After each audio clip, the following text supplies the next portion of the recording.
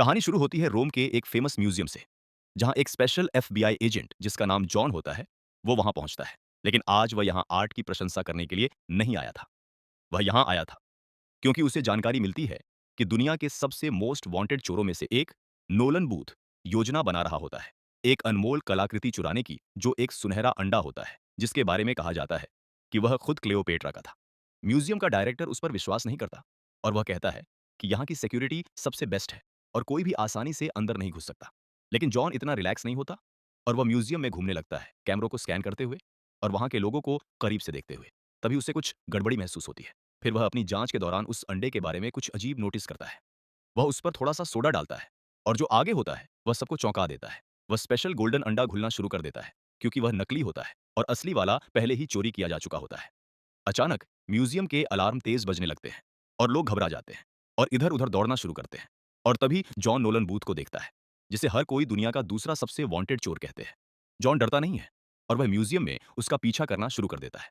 Nolan फर्श के are पार दौड़ता है और उसकी स्किल्स कमाल की होती है। सुरक्षा गार्ड उसे रोकने की कोशिश करते हैं, लेकिन वह बहुत तेज होता है और बहुत चालाक होता है। जॉन ठीक उसके पीछे भागता रहता है क्योंकि वह उसे भागने नहीं देना चाहता था। थोड़ी देर के लिए जॉन उसे घेरने में सफल हो जाता है, लेकिन नोलन एक शानदार चाल चलता है और उसे कंफ्यूज कर देता है और फिर से भाग निकलता है। वह एक पतले पाइप में कूद जाता है और नीचे फिसलता है, जैसे यह उसके लिए नॉर्मल हो, और रोम की सड़कों में गायब हो जाता है। जॉन उसका पीछा करता है, पुरानी पतली गलियों से दौड़ता हुआ, लेकिन नोलन गायब हो जाता है। 56 घंटे बाद नोलन अपनी जीत का जश्न मना रहा होता है और वह अपने शानदार अपार्टमेंट में होता है, एक हाथ से वाइन पीते हुए और दूसरे हाथ से सुनहरा अंडा पकड़े हुए, और ऐसे मुस्कुराता है जैसे वह दुनिया का मालिक हो। लेकिन उसकी खुशी ज्यादा देर तक नहीं टिकती। अचानक दरवाजा जोर से टूटकर खुल जाता है।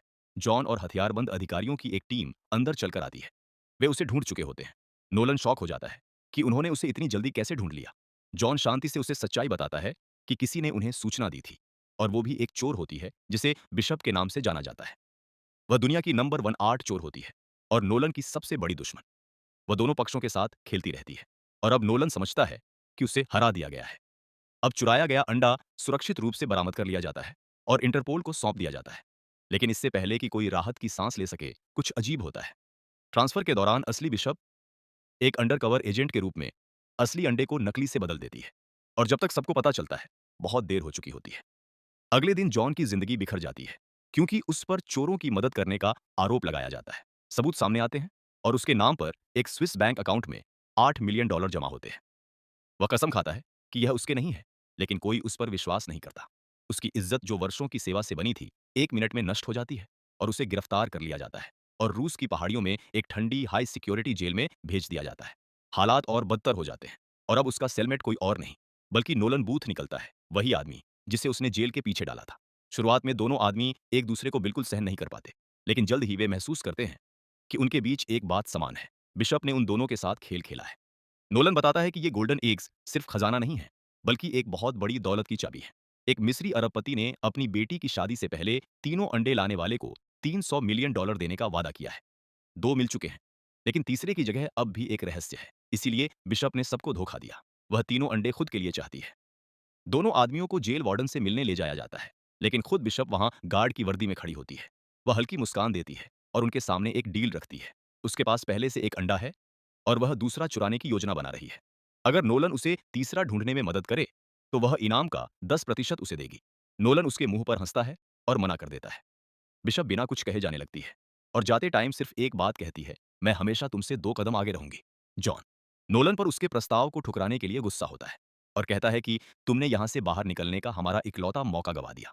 और वह चिल्लाता है, लेकिन जल्द ही दोनों को एहसास होता है कि अगर उन्हें आजादी चाहिए तो उन्हें साथ काम करना होगा। जॉन अपने नाम से दाग साफ करना चाहता है और बिशप को पकड़ना चाहता है। नोलन बदला चाहता है और शायद वह $300 मिलियन का इनाम भी। इसलिए वे टीम बनाते हैं और भागने की योजना बनाना शुरू करते हैं। उनकी योजना जेल के खाने के टेबल से शुरू होती है। नोलन अचानक खड़ा होता है और चिल्लाता है कि जॉन एक अंडरकवर एफबीआई एजेंट है। बाकी कैदी उनकी ओर देखने लगते हैं और एक कैदी जॉन पर हमला कर देता है, जिससे लड़ाई शुरू हो जाती है। पूरा कैफेटेरिया लड्डीधाई में मैदान में बदल जाता है। गार्ड्स लड़ाई रोकने के लिए अंदर दौड़ते हैं और दोनों आदमियों को घसीटते हुए बाहर ले जाते हैं। जॉन गुस्से में होता है जब तक कि नोलन मुस्कुराता नहीं और उसे वह चीज नहीं दिखाता जो उसने लड़ाई के दौरान चुरा ली थी, एक गार्ड का की कार्ड। जॉन खुद को मुस्कुराने से रोक नहीं पाता क्योंकि उनका प्लान काम कर रहा था। बाद में जब वे अगला कदम तैयार करते हैं, नोलन जॉन को अपने पिता के बारे में बताता है कि वो एक पुलिस वाले थे जिसने उसे कभी प्यार या गर्व महसूस नहीं कराया। नोलन कहता है, मैं बस उनका ध्यान चाहता था। और एक पुलिस वाले का ध्यान चोर से ज्यादा कौन खींच सकता है। वो पल उनके बीच एक अजीब सा रिश्ता बना देता है। वे पूरी तरह एक दूसरे के अपोजिट होते हैं, लेकिन फिर भी किसी तरह एक दूसरे को समझने लगते हैं। वे सामान इकट्ठा करते हैं और एक बम बनाते हैं। जैसे ही वो फटता है, जेल में फिर से अफरा तफरी मच जाती है। गार्ड इधर उधर भागते हैं, अलार्म बजने लगते हैं और दोनों दीवार की ओर भागते हैं, जो एक भागने वाली सुरंग तक जाता है। वे गोलियों की बारिश के बीच बर्फीली दीवारों पर चढ़ते हैं। एक समय पर नोलन फिसल जाता है और लगभग जमी हुई किनारे से गिरने वाला होता है, लेकिन जॉन उसे ठीक समय पर पकड़ लेता है। दोनों मिलकर छत तक पहुंचते हैं, जहां एक हेलीकॉप्टर उनका इंतजार कर रहा होता है। पास में एक गार्ड रूसी गाने के साथ गुनगुना रहा होता है। जॉन उसे बेहोश कर देता है और नोलन हेलीकॉप्टर में कूद जाता है, लेकिन उड़ान भरने से पहले ही गार्ड्स रॉकेट लॉन्चर के साथ आ जाते हैं। अब एक मिसाइल फायर होती है जो नीचे के पुल को ब्लास्ट कर देता है, लेकिन जॉन किसी तरह बच जाता है और समय रहते हेलीकॉप्टर में चढ़ जाता है। नोलन हेलीकॉप्टर की मिनीगन से जवाबी हमला करता है और रास्ता साफ करता है, और वे आसमान में उड़ जाते हैं। दूर कहीं बिशप सर्विलांस फुटेज के जरिए सब कुछ देख रही होती है। वह इंटरपोल को एक मैसेज भेजती है, उन्हें बताती है कि जॉन और नोलन भाग चुके हैं और मुस्कुराते हुए अपनी अगली चाल की योजना बनाती है। इसी बीच ये दोनों फरार अपराधी नोलन के पुराने दोस्त टैम्बॉय से मिलते हैं, जो उन्हें एक प्राइवेट प्लेन देता है। नोलन के सूत्रों को दूसरे अंडे का पता चल गया था कि वो स्पेन में है, एक डेंजरस हथियार डीलर के भारी सुरक्षा वाले महल में। वो महल एक किले जैसा होता है, दर्जनों गार्ड्स और लगभग 100 सिक्योरिटी कैमरों से सुरक्षित। अंडा आधा मीटर मोटी टाइटेनियम वॉल्ट में रखा होता है, लेकिन नोलन के पास एक प्लान होता है। वे सिस्टम को बेवकूफ बनाने के लिए डीप फेक वीडियो और कुछ चालाक ट्रिक्स का इस्तेमाल करेंगे।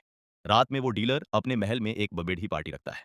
महल अमीर मेहमान से भरा होता है और म्यूजिक बज रहा होता है। जॉन एक अमीर मेहमान बनकर घुल मिल जाता है, जबकि नोलन एक वेटर होने का नाटक करता है। तभी जॉन फिर से बिशप को देखता है, जो कमरे के पार से उसे देखकर आगे बढ़ जाती है। हथियार डीलर स्टेज पर भाषण देने जाता है, जिससे जॉन को उसका फोन चुराने का मौका मिल जाता है। उन्हें यह नहीं पता होता कि इंटरपोल एजेंट उर्वशी दास भी उसी पार्टी में मौजूद होती है और चुपचाप सब कुछ देख रही थी। नोलन जानबूझकर जॉन के कपड़ों पर वाइन गिरा देता है, जिससे उन्हें बाथरूम जाने का बहाना मिल जाता है।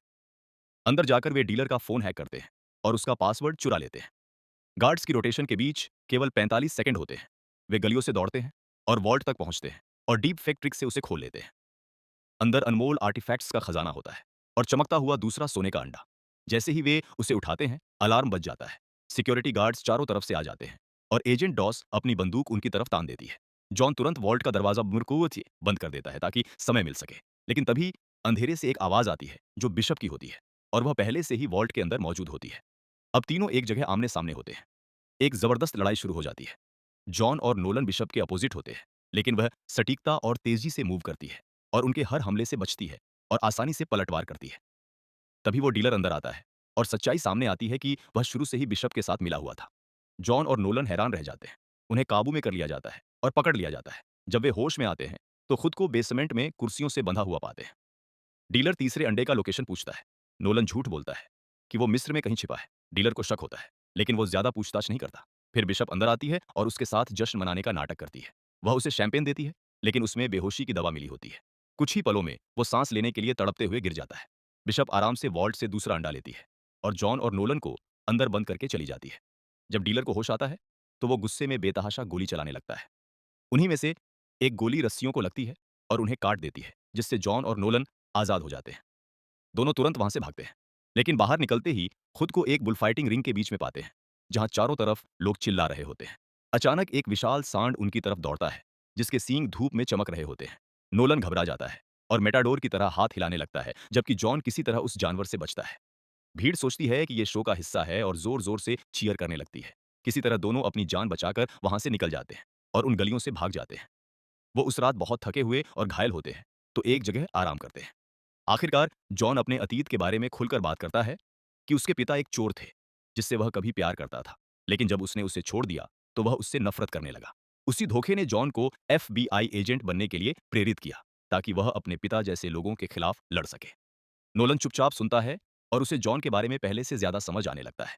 फिर नोलन अपना राज बताता है कि उसे तीसरे अंडे की लोकेशन पता है। दूसरे विश्व युद्ध के बाद एक जर्मन अफसर खजाने से भरा सूटकेस और एक खास घड़ी लेकर अर्जेंटीना भाग गया था। उस घड़ी में एक छिपा हुआ कोड था, जो क्लियोपेट्रा के तीसरे अंडे तक ले जाता है। सालों बाद नोलन के पिता, जो एक ट्रेजर हंटर थे, उन्होंने घड़ी को ढूंढ निकाला। और उसके सुरागों का पीछा करते हुए अर्जेंटीना के जंगलों में छिपे एक गुप्त बंकर तक पहुंच गए। नोलन ने सालों तक इस पहेली के बाकी हिस्सों को जोड़ने में बिताए हैं। अब जब सब कुछ साफ हो जाता है, तो वह और जॉन घने और खतरनाक जंगल की ओर निकल पड़ते हैं। लंबी यात्रा और खतरनाक जालों को पार करने के बाद वे आखिरकार उस बंकर तक पहुंच जाते हैं। जैसे ही वे अंदर कदम रखते हैं, लाइट्स जल उठती हैं और एक पुराने समय का खोया हुआ खजाना सामने आ जाता है, जैसे सोना हथियार और बीच में रखा हुआ तीसरा सोने का अंडा जो हल्की रोशनी में चमक रहा होता है। उनकी आंखें हैरानी से फैल जाती हैं, लेकिन जैसे ही वे उसे छूने वाले होते हैं, बिशप अंदर आ जाती है। वह शुरू से ही उनका पीछा कर रही होती है। कुछ ही देर में एजेंट डॉस अपनी टीम के साथ वहां पहुंच जाती है और शांत बंकर एक युद्ध के मैदान में बदल जाता है। गोलियां चलती हैं और आवाजें गूंजती हैं और हर तरफ अफरा तफरी मच जाती है। इस फायरिंग के बीच जॉन, नोलन और बिशप एक पुरानी गादी में कूदते हैं और वहां से भाग निकलते हैं। लेकिन रास्ता अचानक एक विशाल झरने पर खत्म हो जाता है, जिससे गादी सीधे नीचे गिरती है और नदी में जा टकराती है, लेकिन तीनों इससे बच जाते हैं। नोलन पानी से बाहर निकलता है और उसके हाथ में वो अंडा होता है। जब उसे एहसास होता है कि जॉन गायब है, तो वह उसे बचाने के लिए वापस पानी में कूद जाता है। लेकिन तभी आता है सबसे बड़ा ट्विस्ट, जॉन बिल्कुल ठीक होता है और सच्चाई सामने आती है। जॉन हार्टली कभी असली एफबीआई एजेंट था ही नहीं। वह शुरू से ही बिशप के साथ मिला हुआ था। दोनों दुश्मन नहीं, बल्कि पार्टनर होते हैं, प्यार में भी और क्राइम में भी। शुरुआत से लेकर अब तक सब कुछ उनके प्लान का हिस्सा था। उन्होंने नोलन का इस्तेमाल किया तीसरे अंडे तक पहुंचने के लिए। यह धोखा नोलन को अंदर तक तोड़ देता है। वो उसे एक पेड़ से बांध दिया जाता है और वह मजबूर होकर देखता है कि जॉन और बिशप तीनों अंडों के साथ जंगल में गायब हो जाते हैं। बाद में वो अरबपति गर्व से क्लियोपेट्रा के तीनों सोने के अंडे दुनिया के सामने पेश करता है। मेहमान तालियां बजाते हैं, लेकिन अचानक सब कुछ बदल जाता है। इंटरपोल के एजेंट्स अंदर घुस आते हैं, एजेंट डॉस के साथ। वे अंडों को जब्त कर लेते हैं और अरबपति को गिरफ्तार कर लेते हैं और यहाँ तक कि दुल्हन को भी हिरासत में ले लेते हैं। म्यूजिक बंद हो जाता है और चारों तरफ चीख पुकार और अफरा तफरी मच जाती है। एक कोने में जॉन और बिशप ये सब चुपचाप देख रहे होते हैं और उनके चेहरे पर हल्की मुस्कान होती है, क्योंकि उन्हें जो चाहिए था वो मिल चुका था, पूरे $300 मिलियन। बिना कुछ कहे वे वहां से चले जाते हैं। 6 महीने बाद जॉन और बिशप इटली में एक लग्जरी यॉट पर अपनी जिंदगी एंजॉय कर रहे होते हैं। हाथ में वाइन, सामने खूबसूरत सनसेट, सब कुछ परफेक्ट लगता है। लेकिन ये सुकून ज्यादा देर नहीं टिकता। अचानक नोलन वहां आ जाता है एक भारी मुस्कान के साथ, क्योंकि उसने उन्हें ढूंढ लिया होता है। वह बताता है कि उसने उनके सारे अकाउंट्स हैक कर लिए हैं और उनकी बैंकिंग डिटेल्स इंटरपोल को भेज दी हैं। उनकी चोरी की हुई हर एक रकम अब फ्रीज हो चुकी है। अब खेल पलट चुका होता है। नोलन मुस्कुराते हुए कहता है, लगता है मैंने ही ठगों को ठग लिया। लेकिन वो यही नहीं रुकता। उसके पास एक नया प्लान होता है, इससे भी बड़ी चोरी का, और उसे उनके साथ की जरूरत है। जॉन पहले मना कर देता है, लेकिन बिशप समझ जाती है कि अब उनके पास पैसे नहीं बचे। वो दोनों एक दूसरे को देखते हैं। शायद एक आखिरी काम करना गलत नहीं होगा। तीनों चोर फिर से एक साथ खड़े होते हैं, एक नए एडवेंचर के लिए तैयार। और इसी आखिरी ट्विस्ट के साथ कहानी यहीं खत्म होती है।